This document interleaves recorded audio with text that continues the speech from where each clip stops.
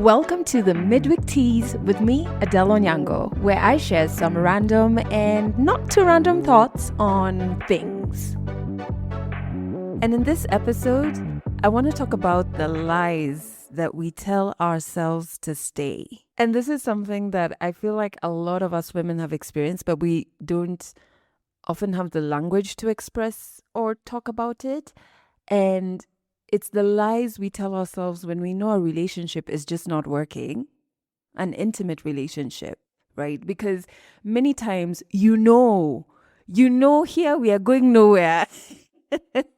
It might be that there's not been one dramatic moment, okay? Maybe no one has cheated.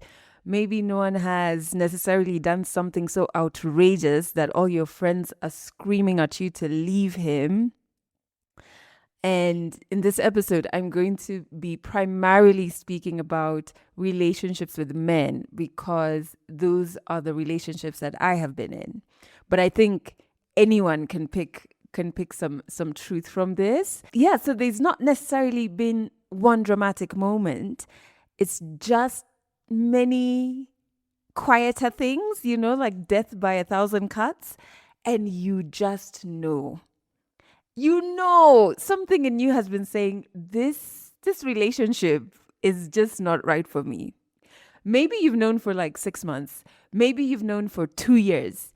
Maybe you knew very early on and you spent the rest of the relationship just trying to convince yourself that, maybe I'm overreacting. This knowing that I have isn't real. And what I'm truly fascinated by is what happens between the knowing and the acting on what we know. Because the amount of stories we tell ourselves in that space, quite a few, We'll tell ourselves, maybe he just needs more time. Maybe I'm expecting too much. We'll remind ourselves what we're always told. Relationships are hard, We will think about how no one is perfect and how he's a good man. And then we'll even look at ourselves and start reducing ourselves by saying, maybe I haven't communicated clearly enough. Maybe I need to be more patient. Maybe things will change once this stressful period passes, and it's not. Maybe I'm anxious. Maybe it's my trauma. I've told myself that one so many times. Maybe it's my trauma. Maybe this is what long-term relationships look like, Maybe, never ending maybes. And sometimes those stories are not about the relationship. Sometimes we're telling ourselves these things because we want to protect ourselves from accepting the truth because of what the truth and accepting it would require us to do. Because if I admit that, anyway, I know that this relationship is not one that I need to be in, then what? Okay? But before we get to the then what's, let's unpack some of the stories we tell ourselves, right? Let's start with the one of maybe I just need to give it more time. Because it does sound quite reasonable, right? Because of course relationships need time. People need to learn each other. Trust takes time. Intimacy takes time. But I think there's a big difference between giving something time to grow and giving something time to become something it has repeatedly shown you it's not, And sometimes I think we fall in love with potential, not necessarily the relationship we have, not the relationship that is right in front of us. We fall in love with the relationship we believe we could have. He could become more emotionally available. We could learn to communicate. Maybe he'll eventually want the same things I want. Maybe when work becomes less stressful. Maybe when we move in together. Maybe when we get married. Maybe when we have more money. Maybe when we have children. Maybe when. And before you know it, years have passed. And you have, for all of those years, been dating a future version of your relationship, not the relationship that is right smack in front of you. The present day relationship keeps giving you information over and over and you keep ignoring. But at some point, you have to ask yourself, am I in love with what this relationship actually is? Or am I in love with what I believe it could eventually become? Because I'm laughing because I have been here, but potential can keep you somewhere for a very long time, somewhere that you shouldn't be, you know? Another story we tell ourselves is relationships are hard. So maybe I'm expecting too much. And I think, particularly women, we have been taught so much about what relationships require from us. Oh, you're going to have to be patient, understanding, be his peace, compromise, sacrifice, forgive. And yes, healthy relationships require some of these things, right? Some would require compromise. But I think sometimes we take that statement of relationships require work and we use it to explain away chronic unhappiness or chronic stress. You are exhausted all the time in your relationship. You don't feel emotionally safe in it. You don't feel seen. Your needs are constantly not being met. You're having the same argument for the 50th time. You feel lonely while you're lying right next to somebody else. And instead of asking yourself, something's off. Is this relationship really working for myself? You start, because of the conditioning, you start saying, maybe I'm expecting too much. Am I too sensitive? Should I just be grateful? Maybe I'm being unrealistic. It's funny how quickly that interrogation turns inward. The relationship isn't working, but somehow you are the one who ends up on trial, right? And maybe it's as simple as just asking yourself if the relationship feels good to you, not if it feels perfect, not if it feels effortless, but good. Does it feel safe? Does it feel mutual? Does it feel expansive? You know, is being in that relationship allowing you to remain connected to yourself? There's another story we tell ourselves, but he's a good man. And I really want us to spend some time here because I think we believe that we need an incredibly high and sufficiently terrible reason to leave someone, you know? And so if he hasn't cheated, if he doesn't hit you, if he doesn't insult you, if he has a good job, if your family likes him, if he's kind, if he's responsible, if he's a good man, you're like, I feel uncomfortable here, but I'm going to stay. Okay, that's all well and good. All those things that make him a good man are all well and good, but is he the right partner for you? Those are two completely different questions. And someone doesn't have to be a terrible, despicable, abusive human being for them to not be the right partner for you. You know, they can be a wonderful human being and still not be your person. And I think we really battle with leaving a relationship without a villain because even like society doesn't understand it. They support you leaving something that looks very obviously destructive, but when it doesn't, they don't. And so people might say, but why? You know, what happened? He's such a nice guy. Can you just work through it? And maybe nothing happened. Maybe you're just like, I don't want this anymore.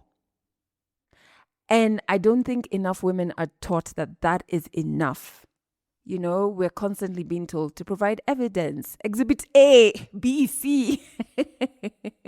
We want a case so that we can present it to the jury that is society. We want permission, you know. But you don't need someone to become terrible before you're allowed to decide that, hey, this relationship is no longer right for me. Another story we tell ourselves is things like maybe if I explain myself better. I know very many women connect with that. I've connected with it too.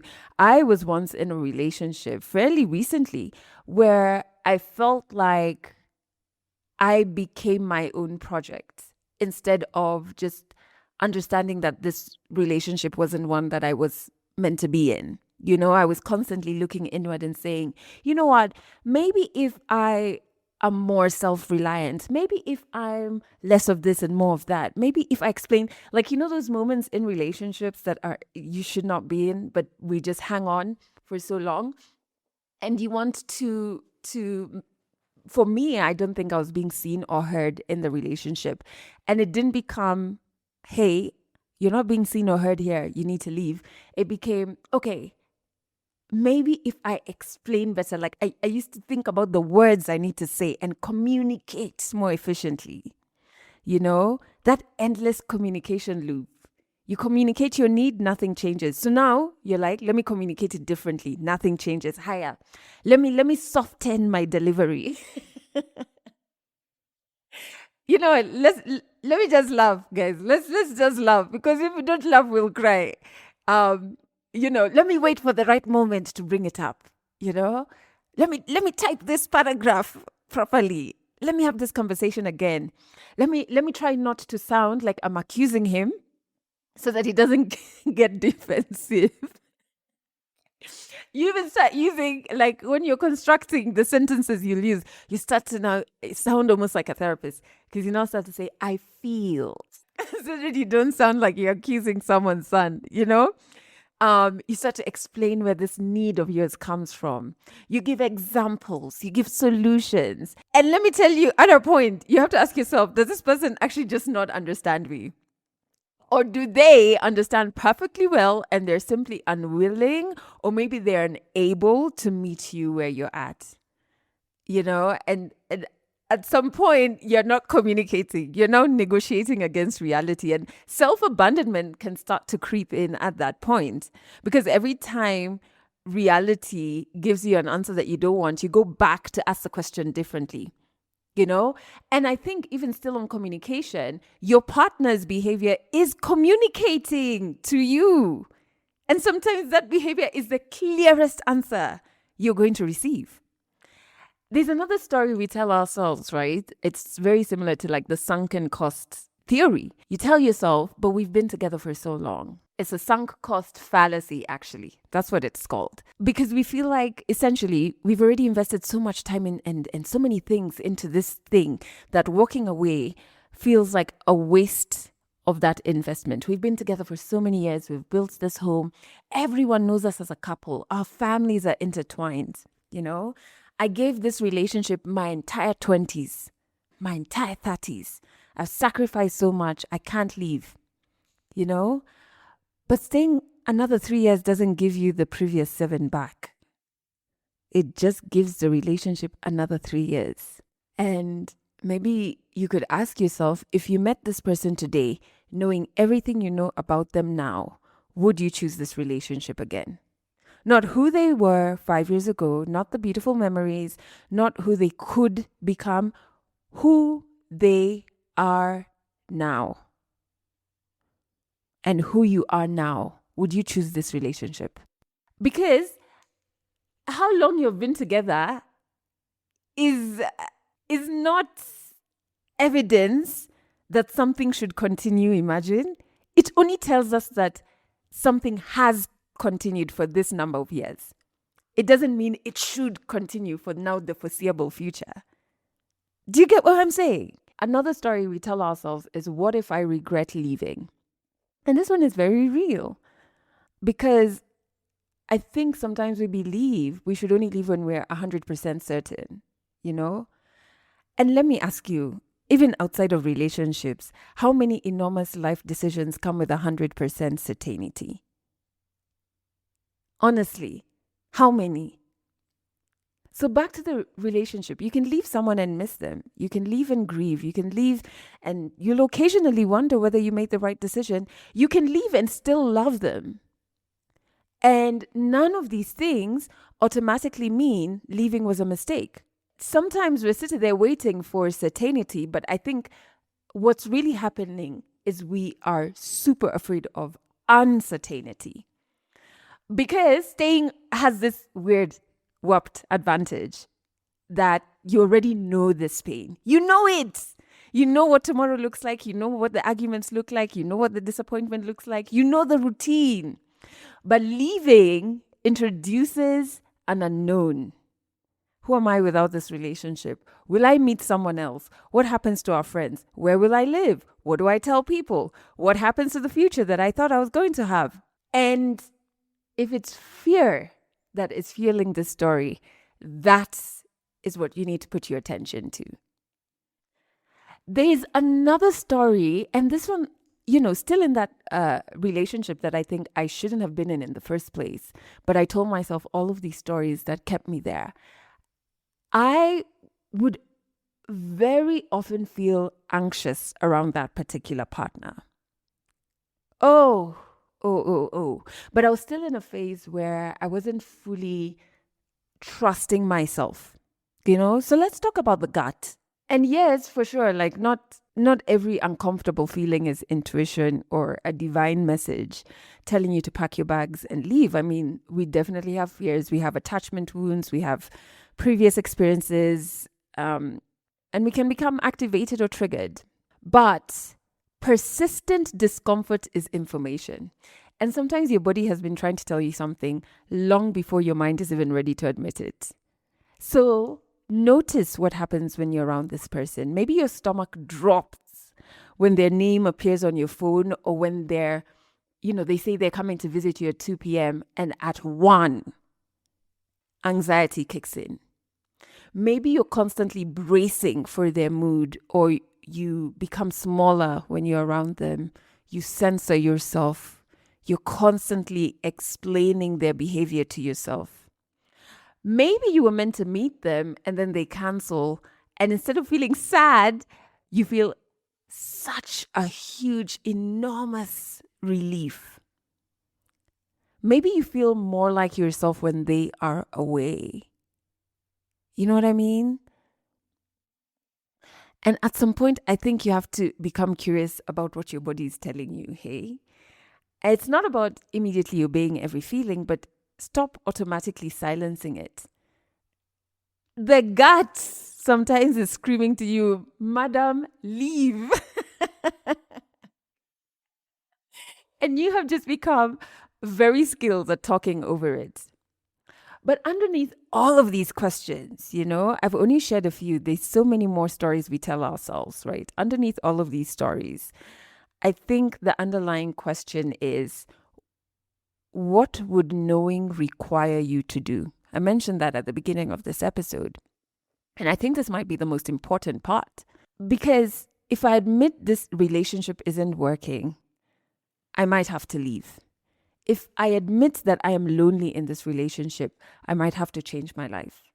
If I admit I don't want this anymore, I might hurt someone I care about.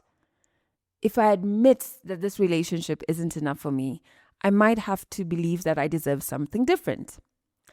If I admit that I knew 6 months ago that this relationship is not working, I might have to confront why I've spent 6 months overriding and ignoring myself.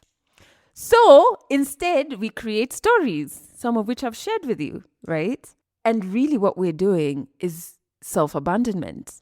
Because self-abandonment is not only staying with someone who treats you poorly, it's also repeatedly requiring yourself to stop knowing what you know in order to keep a relationship. Do you want me to repeat that? Sometimes self-abandonment is repeatedly requiring yourself to stop knowing what you know in order to keep a relationship. So how do you stop? I honestly don't think the answer is simply, girl, leave that man. Relationships are complicated, dude. Lives are complicated. There can be finances, children, homes, safety, immigration, community, religion, friendship groups. Your entire lives are intertwined with another person. And now imagine that's for like just regular relationships. Now if we add abuse, coercion, threats, violence, leaving can require, proper thought and like safety planning. But if you know something isn't right, I think you can begin returning to yourself. You can start by changing the question. So instead of asking yourself, is this relationship bad enough for me to leave? Maybe you can start asking, is this relationship good enough for me to stay? Write down what is actually happening. Not what happened in the beginning, not what they've promised to do, not what you believe is possible. Write down what is actually happening now. Look for patterns instead of apologies. Ask yourself who you have become inside this relationship. Are you more of yourself, or are you constantly editing yourself to maintain this relationship? Tell one trusted person the unedited version. Not the version where you immediately start explaining, oh, no, but he had a tough childhood. That's why he's like, Tell them the unedited version. Tell the story without becoming their defense attorney. Another thing you may want to think about, imagine absolutely nothing changes. Not one thing in the relationship changes. The relationship remains exactly as it is today for the next 2 years, for the next 5 years. Would you choose it? Would you choose it? Because sometimes we're sitting there just unconsciously assuming that change is coming. Let's remove that change from that equation. Would you stay? You don't need another sign. You don't need another terrible fight. You don't even need the person to become a villain. I think you can simply tell yourself, hey, this isn't right for me anymore. And allow that truth to be enough. So if you're in a relationship and you resonate with everything that I've said in this episode, what truth have you been asking yourself to unknow in order to stay somewhere you've already outgrown? You know the truth, but you've been asking yourself, please unknow it and see that truth. Yeah? What truth have you been asking yourself to unknow in order to stay somewhere you've already outgrown? And if you resonated with this episode, share it with someone that you love. Thanks for listening to the Mid Week Tease, a Legally Clueless Africa production. Episodes go out every Wednesday, and you can learn more about us by going to legallycluelessafrica.com.